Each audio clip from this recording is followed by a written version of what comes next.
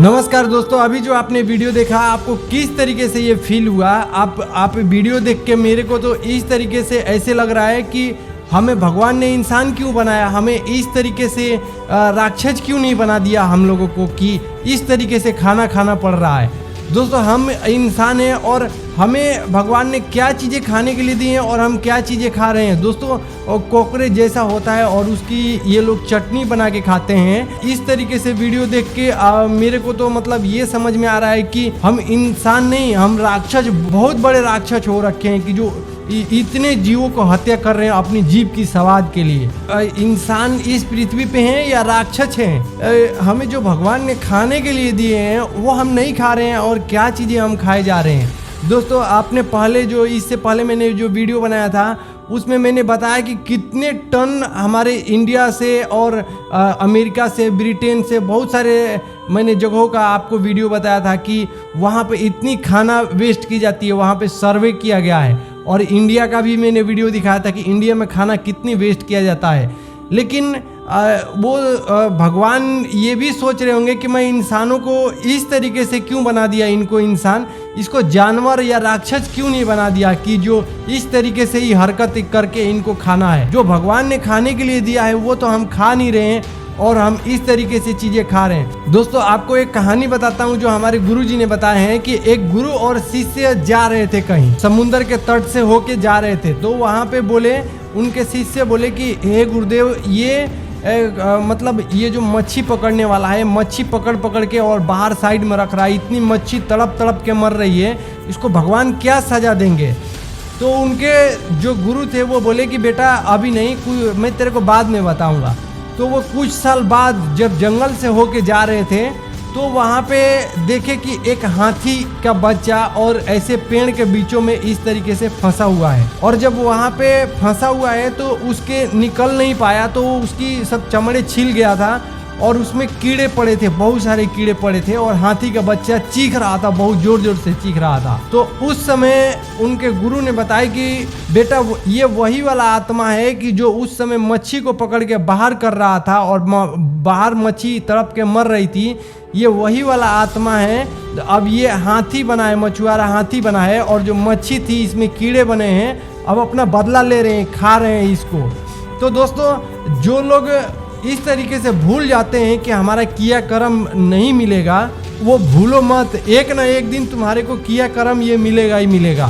तो आज जो बोल रहे हो ना, वो अगले जन्म में या इसी जन्म में या कुछ 2, 4, 10 जन्म बाद आपको काटना ही है। आप जिस तरीके से बीज बोओगे, इस तरीके से कर्म करोगे, आपको आगे चल के मिलेगा ही मिलेगा। तो हमारे गुरुजी कहते हैं कि ये सब पाप है, आप इनसे बचना चाहते हैं तो पूर्ण परमात्मा का सत्संग सुनिए और वो आपको इस तरीके से पाप कर्म को भी काट देते हैं। यदि आपने ऐसे अनजाने में गलती किए हैं तो वो भी काट देते हैं। हमारे गुरुजी बोलते हैं कि जो पूर्ण परमात्मा का भक्ति करता है वो चींटी को भी नहीं मार सकता, उसको चींटी को भी मारने में बहुत डर लगेगा। अभी इस जन्म में मारे और अगले जन्म में हमारे को किया कर्म मिलेगा ही मिलेगा। यदि आपको इन सब पापों से बचना है तो एक बार जगत गुरु तत्वदर्शी संत रामपाल जी महाराज का सत्संग सुनिए और मेन उद्देश्य समझिए। ये नहीं कि हम इस तरीके से मतलब गलत चीज़ें खाएं। आपको बता दूं कि चाइना में बिच्छी और जो सांप होते हैं, जो मतलब जहरीले जहरीले जीव हैं, उनको भी लोग खाए जा रहे हैं। इसीलिए दोस्तों देख लो, चाइना में अभी जनसंख्या इतनी है और इस तरीके से खाना खा रहे हैं। और उनके अभी जो कोरोना वायरस आया था, ये उनकी पाप कर्म का ही सजा भगवान ने दिया है। हर जगहों से ज्यादा लोग वहीं पे मरे थे, चाइना में। इस तरीके से आप भूल मत जाओ कि हम जो कर रहे हैं ना वो हमारे को नहीं मिलेगा। चाइना में हमारे गुरुजी बोलते हैं कि भविष्यवाणी भी किया हुआ है कि जो देश नास्तिक है, जो मतलब भगवान को मानते नहीं है, वो कलयुग में इसी समय में वो मतलब वो खत्म हो जाएंगे। वो जो भगवान को नहीं मानने वाले हैं, हिंदू में लड़के मरेंगे, मुस्लिम में लड़के मरेंगे। एक दिन ऐसा आएगा कि इस पृथ्वी पे वही लोग बचेंगे जो पूर्ण परमात्मा की भक्ति करते हैं। यदि जो पूर्ण परमात्मा की भक्ति करते हैं वो क्यों बचेंगे? क्योंकि वो इस तरीके से बुराइयां नहीं करते हैं और उनको पूर्ण परमात्मा रक्षा करेंगे भक्ति के लिए। वो लोग भक्ति करेंगे और यहाँ से मोक्ष प्राप्त करेंगे। जो लोग नास्तिक हैं जो लोग हिंदू मुस्लिम में अपने आप में लड़ के मरेंगे वो तो मरेंगे ही मरेंगे, लेकिन उन्हीं को बचाएंगे पूर्ण परमात्मा, जो पूर्ण परमात्मा से नाम दीक्षा प्राप्त कर रखा है, जो उनकी भक्ति करता है, उनको इसीलिए बचाएंगे परमात्मा कि वो भक्ति करे और मोक्ष प्राप्त करे। यदि आपको भी इस पाप कर्म से बचना है और इन संकट के समय में अपना कल्याण करवाना है तो आप जगत गुरु तत्वदर्शी संत रामपाल महाराज का सत्संग देखिए। उनकी साधना टीवी पर भी 7:30 से 8:30 आता है रात को। यूट्यूब चैनल पर भी संत रामपाल महाराज के नाम से और सतलोक आश्रम एक यूट्यूब चैनल है, वहाँ पर भी सत्संग लाखों भरी पड़ी है। वहाँ पे आप सत्संग सुनिए, आपको पता लगेगा कि ये मनुष्य जन्म कितना दुर्लभ से मिलता है। हम इस तरीके से पाप कर्म कर रहे हैं और इस तरीके से हम अपनी जीवन बर्बाद कर रहे हैं। ये एक हम आम समाज के लिए हमारी बुद्धि खराब हो चुकी है। हम नहीं समझ सकते हैं कि ये हम क्यों कर रहे हैं, हमें नहीं करना चाहिए। जब आपको समझ में आएगा, जब आप पूर्ण परमात्मा से नाम दीक्षा ले लेंगे, संत रामपाल महाराज का सत्संग सुनेंगे, तभी आपको पता चलेगा कि ये सब बुराइयों का कितना पाप कर्म मिलता है।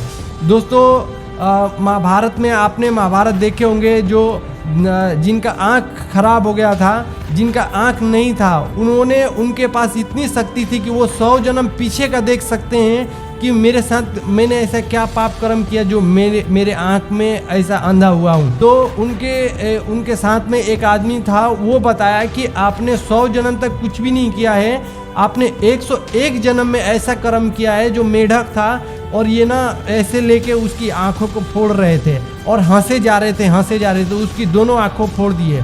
तो उसी की 101 जन्म की सजा इस जन्म में मिला था। तो दोस्तों ये मत भूलना कि भगवान हमारे को नहीं देख रहा है, भगवान आपको सब कुछ देख रहा है। और आपकी मतलब पूरी, जो हमारे गुरुजी कहते हैं ना कि एक चींटी की पैर में पायल बांध दो, उसका भी भगवान आवाज़ सुन सकता है। तो आप इस तरीके से कर्म कर रहे हो और आप सोचो कि भगवान नहीं देखेगा, भगवान सब कुछ देख रहा है। और भगवान जो आप करोगे वो उसकी सज़ा आपको भगवान देगा ही देगा।